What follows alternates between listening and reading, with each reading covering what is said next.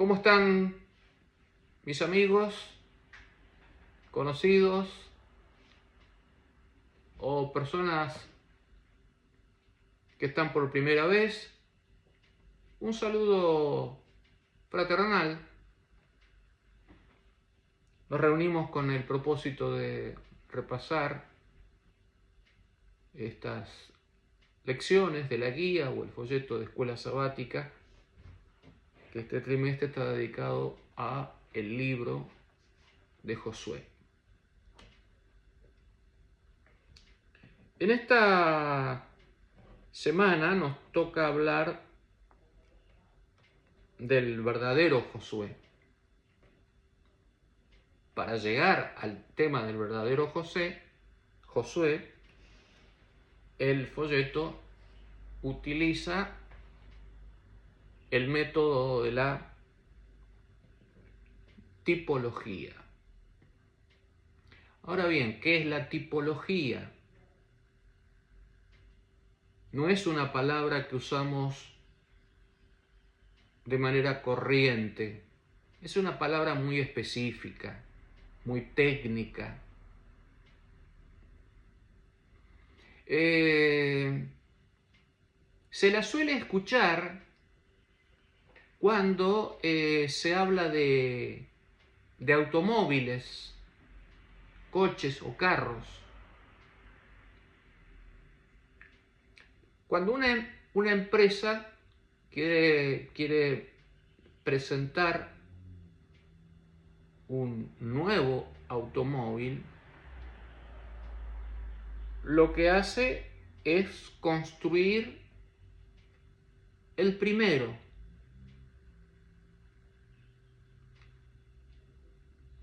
Ese primero que se construye se lo suele llamar prototipo. ¿Oyeron hablar de esa palabra, el prototipo? ¿Qué significa, en palabras más fáciles, el primer modelo? Entonces, te presentan al prototipo y te dicen, de ahora en adelante vamos a fabricar muchos autos como este que está acá. Entonces, este es el modelo, modelo, tipo de los que van a venir. Los que van a venir tienen que ser iguales como esto. Sirve para, de alguna manera, marcar el inicio y la continuidad. El otro, el que sale después, se le dice antitipo. El que está en lugar del modelo.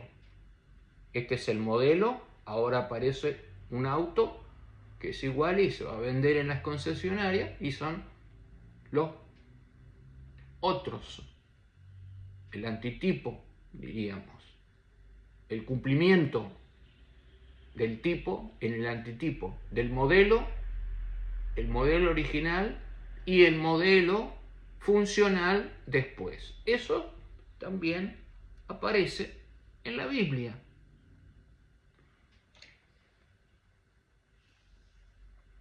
Y el texto que tenemos ahí para hablar de estas situaciones está en Primera de Corintios, el texto de memoria, Primera de Corintios 10:11, Primera de Corintios 10:11, y estas cosas les acontecieron como ejemplo y están escritas para amonestarnos a nosotros, a quienes han alcanzado los fines de los siglos. Y dice, estas cosas les ocurrieron como ejemplo. En el original dice, les ocurrieron como tipo, como modelo. Hablando del Antiguo Testamento, dice, las cosas que pasaron y que están allá en el Antiguo Testamento son un modelo de cosas que van a ocurrirnos a nosotros, que ya estamos alcanzando la recta final. Entonces, el Antiguo Testamento tiene personajes, instituciones y acontecimientos que son modelos, tipos. Eso va ahora a manejar al Nuevo Testamento en el sentido de que el Nuevo Testamento cumple las especificaciones de los modelos en el Nuevo Testamento y en la dispensación cristiana, cosa que vamos a ver ahora.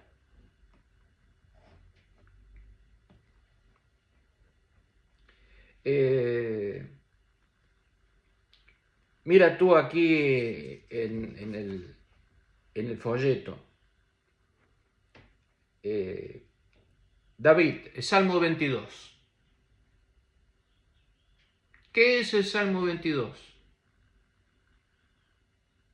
Nosotros el Salmo 22 lo encontramos en el Nuevo Testamento, especialmente con el hecho de la muerte de Cristo. El Salmo 22 es un modelo, un tipo, de la muerte de Cristo en la cruz.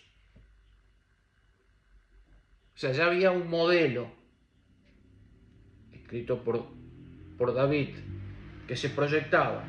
La cruz es el cumplimiento de ese modelo. El nuevo David, y allí aparece Isaías hablando del niño. Ese niño de Isaías es un modelo. Ese modelo del niño luego lo va a cumplir el nacimiento del Mesías. Un niño nos es nacido, el principado sobre sus hombros. Su nombre, además. Luego Mateo y Lucas, que son los únicos dos que hablan del niño, y con eso se conforma la Navidad de estos dos evangelios, presentan al niño cumpliendo las profecías del tipo, el modelo presentado ya en el Antiguo Testamento. El niño iba a ser este niño, el nacimiento de Jesús. Después el David dice antitípico, el cumplimiento, el texto de Juan 19:24, cuando los soldados reparten la ropa. Dice, y esto se hizo para que se cumpliese la profecía, y vas ahí al Salmo 22:18 y te dice que se reparten la ropa de alguien que está con problemas y dificultades. Ese es un modelo en el Salmo, un salmo profético, un salmo cristológico. Resulta que después vos ves el cumplimiento allí en uno de los evangelios, en este caso el de Juan, es el cumplimiento. Ahora, vos tenés que darte cuenta que nosotros no determinamos cuál es el modelo y cuál es el cumplimiento del modelo. Esto es algo que hace la Biblia. Nosotros descubrimos esta forma literaria de transmitir la verdad a través del tipo, antitipo, modelo y cumplimiento del modelo.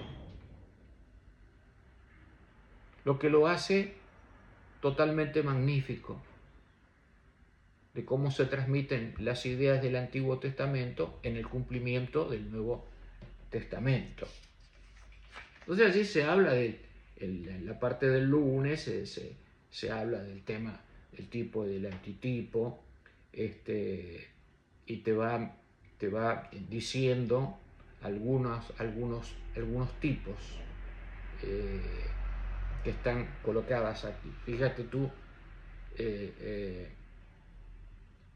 en la lección. Te dice, Israel es un tipo. Es un tipo que está que va a presentar cuestiones cristológicas,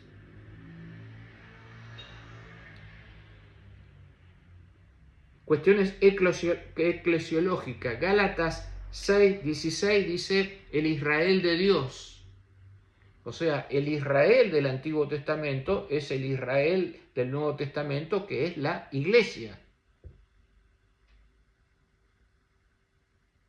Después, la fase escatológica. Lo tienes tú allí en Apocalipsis 7, cuando te aparecen los 144.000. ¿Cómo aparecen los 144.000? Con los nombres de las tribus de Israel. Las tribus de Israel se transformaron en un modelo del tiempo del fin, del pueblo de Dios, como que se formara de las tribus y formara el Israel de Dios en el tiempo del fin, luchando para llegar a la Canaán celestial. El Éxodo, fíjate que el Éxodo es un acontecimiento, que es un modelo tipo que va a pasar al Nuevo Testamento. En la fase cristológica lo tenemos cuando, por la situación de Herodes el Grande, José, María y el niño tuvieron que salir e irse a Egipto. Y luego de 3 años, al enterarse de que había muerto, volvieron. Entonces hicieron como un éxodo. O sea, hicieron el éxodo, salieron de Egipto y volvieron a insertarse en la zona de Canaán, que en este caso ya era el pueblo de Dios, los lugares ya conquistados, las ciudades, Nazaret, Jerusalén y demás. La fase eclesiológica se refiere al pueblo de Dios, que de alguna manera cumple en sí el andar y el caminar a través de la historia. Y en la fase escatológica 18:4 dice: salid de ella, pueblo mío, como diciendo salgan. Es como si fuera un éxodo. El modelo del éxodo está en el Antiguo Testamento, pero ahora hay un éxodo donde dice salgan. Se salió de Egipto, ahora hay que salir de Babilonia. ¿Quiénes son los que van a salir de Babilonia? Los que escuchen el mensaje de los 3 ángeles saldrán del engaño e ingresarán a la verdad. El tema del santuario, el tabernáculo y los templos, el primer templo y el segundo templo, y el segundo templo en la época de Jesús. Se habla de Jesús como el templo, como que representa la llegada de Dios a la tierra, la Shekinah, la forma de estar presente con ellos en la gloria y en la verdad. Luego la eclesiología, que hace que nuestro cuerpo también sea templo. El modelo de templo, ¿dónde lo encontramos? En el Antiguo Testamento. Ahora, nosotros, que vivimos en esta época, también somos templos. ¿Pero en qué sentido? En que nuestro cuerpo es templo para la morada del Espíritu Santo. Nosotros somos el cumplimiento, el antitipo de aquello que estaba allí. Y en la fase escatológica es lo claro. El templo de Israel que estuvo allí en cuestiones de primero el tabernáculo y después material, era un modelo del templo que está en el cielo. Especialmente hay que leer acá Apocalipsis 11, 19. 11 y 19. Ese texto es para marcarlo y para recordarlo, porque dice en forma clara, y el templo de Dios fue abierto. ¿Dónde fue abierto el templo de Dios? ¿En qué lugar? En el cielo. Y el arca de su pacto se veía en el templo, y hubo relámpagos, voces, truenos, terremotos y gran granizo. Fíjate que en el Antiguo Testamento había un templo aquí como modelo de algo mejor que estaba en el cielo. El templo de Dios, el real, no el modelo. El real está en el cielo. Y allí también está el arca del pacto. Es interesante. Ahora, pregunta tú, cuando muestras este texto, ¿y qué había dentro del arca? ¿Qué había dentro del arca del templo modelo? Las dos tablas de la ley de Dios. Y ahora resulta que te muestra el templo real en el cielo y te dice hay un arca y tú dices, pero ahí hay una ley. Quiere decir que allá también hay una ley, como aquí había una ley. Mira la importancia de la ley, que algunos quieren dar por finalizada, por terminada. Y la Biblia te dice, no, el modelo continuó a través de su cumplimiento en el Nuevo Testamento, y continúa esto hasta llegar al cielo mismo. Vaya. Entonces, llegamos al caso de Josué, que se transforma en un modelo, en una figura tipológica, en una figura modélica. En primer lugar, él es un modelo de Moisés.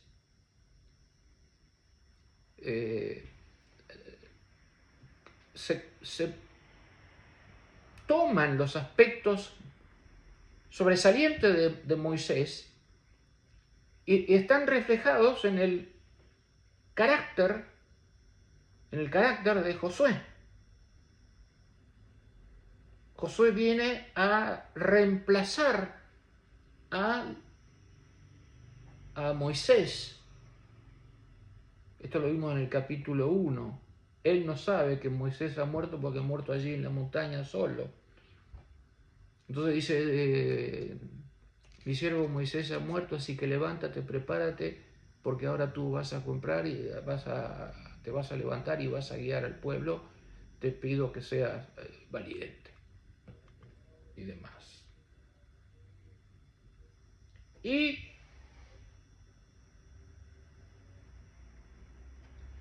tanto dice la guía, tanto la vida de Moisés como la vida de Josué se convierten en un modelo del Mesías venidero. ¿En qué sentido? Que el Mesías venidero tendría características de Moisés y tendría características de Josué. estos dos personajes del Antiguo Testamento se reflejan en la vida de Jesús. Quizás para la primera venida yo observo que las características más influyentes son las de Moisés, el líder, el que forma al pueblo de Dios. Y ahí lo veo a Jesús formando al pueblo de Dios, que ahora es la iglesia. Josué, el conquistador. Y ahora lo veo aquí a Jesús asumiendo el modelo de Josué, especialmente cuando es el rey de reyes y señor de señores, viniendo para destruir el mal y buscar a los suyos para llevarlos al cielo. Ahí está el conquistador, ahí está el que vence a las bestias del tiempo del fin.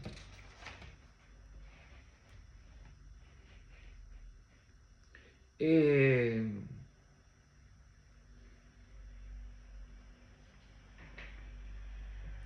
Hebreos, en el libro de Hebreos, es donde más encontramos el tema de tipo y antitipo.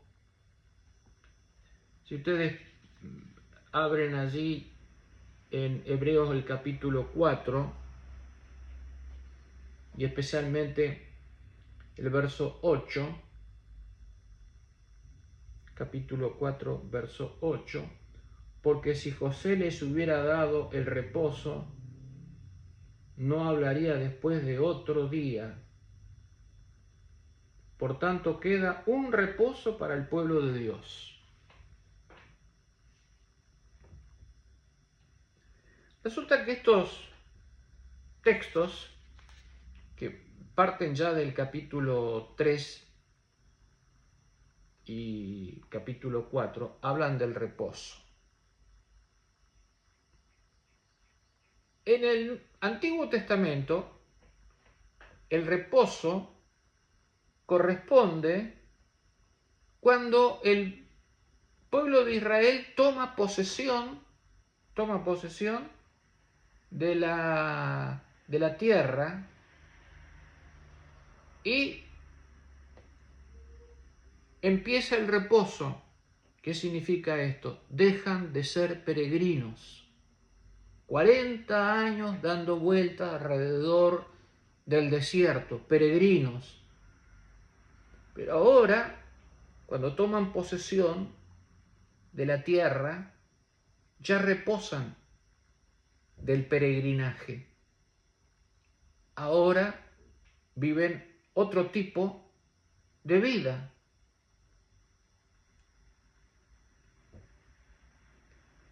Entonces, esto se transforma para el libro de Hebreos en una situación importante. Tenemos el modelo del peregrinaje y del reposo. Ahora, en el Nuevo Testamento, ¿cuál va a ser el reposo? ¿De qué reposo estamos hablando? Estamos hablando del reposo de Cristo. ¿Recordáis en el Mateo? Venid a mí todos los que estáis cansados y trabajados, y yo os haré descansar. Ahora aparece el reposo de la salvación. La salvación no es una obra humana, no es una cuestión de que nosotros tengamos que trabajar para lograr merecer la salvación. La salvación viene como consecuencia del Mesías, y el don que Él nos da nos permite reposar de nuestros esfuerzos inútiles de alcanzar la salvación por las obras.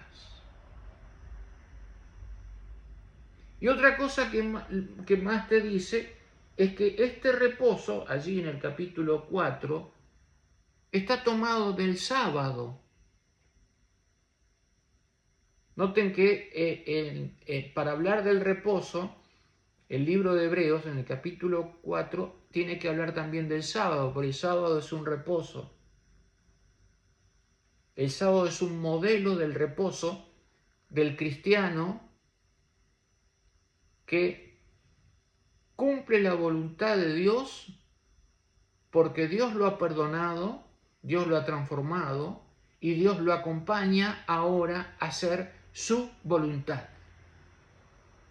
a comprobar que la voluntad de Dios no es gravosa, que es una felicidad, que es un reposo, donde el yo no tiene cabida. Ahora encontré al Señor que me salva.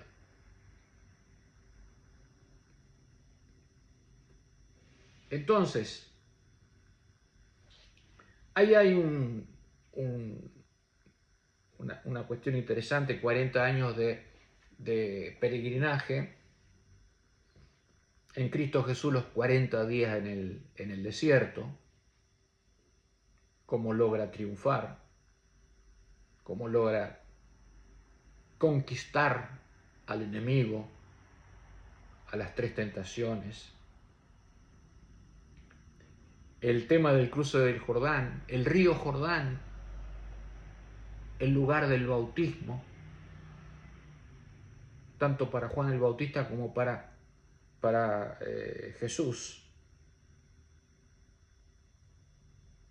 Y dice, al finalizar, su vida y su muerte en la cruz provocan la expulsión de Satanás, dirigiendo la conquista de nuestros enemigos espirituales y ofreciendo descanso espiritual a su pueblo, y asignaron una herencia a los redimidos. Lo que pasó allá, ahora nos pasa a nosotros. Dios lucha con nosotros, lucha por nosotros, luchamos contra el enemigo y tenemos una herencia, una tierra, la Canaán celestial, el cielo nuevo y tierra nueva, a poseer, como ocurrió en el Antiguo Testamento.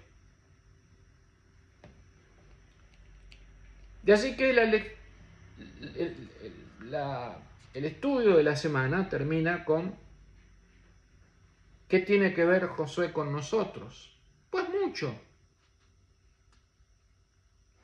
Si leemos el libro desde el punto de vista de buscar en Josué aquello que nos representa a nosotros, vamos a encontrar muchas cosas que son interesantes. Para comenzar, el pueblo de Dios, el Israel de Dios, ahora es la iglesia. Hay un continuo de que Dios siempre tiene un pueblo a lo largo de toda la historia. Israel, la iglesia, el Israel de Dios, que continúa su marcha hacia el fin. El Israel del Antiguo Testamento es el modelo, el tipo de lo que va a venir. ¿Qué va a venir? Va a venir la iglesia. ¿Quién la va a fundar? La va a fundar el Mesías. Y ese Mesías ya estaba predicho.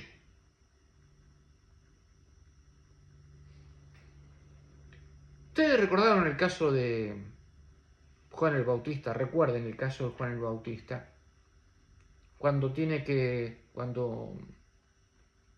después allí en el libro de Juan, lo ve venir, y Juan dice, he aquí el Cordero de Dios que quita el pecado del mundo.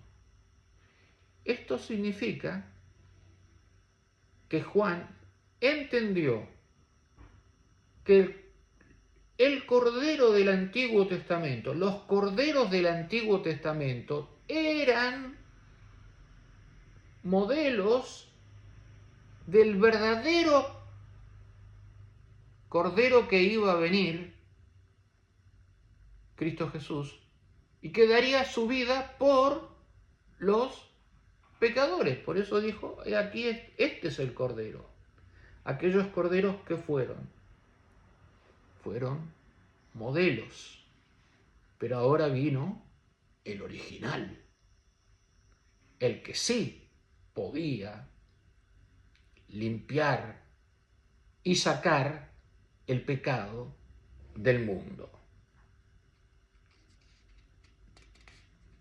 Y con esto concluimos de que la figura de Josué no solo está representando a Jesús como modelo de conquistador, sino que nos representa también a nosotros como peregrinos yendo a la posesión de la tierra nueva y el cielo nuevo. Y eso es una promesa de Dios. Es un regalo que Dios nos va a hacer, nos va a dar. Ya somos herederos, ya tenemos la herencia.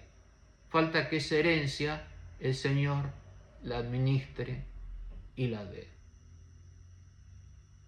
Que puedas seguir estudiando y disfrutando de la palabra de Dios. Nos vemos en la próxima. Gracias.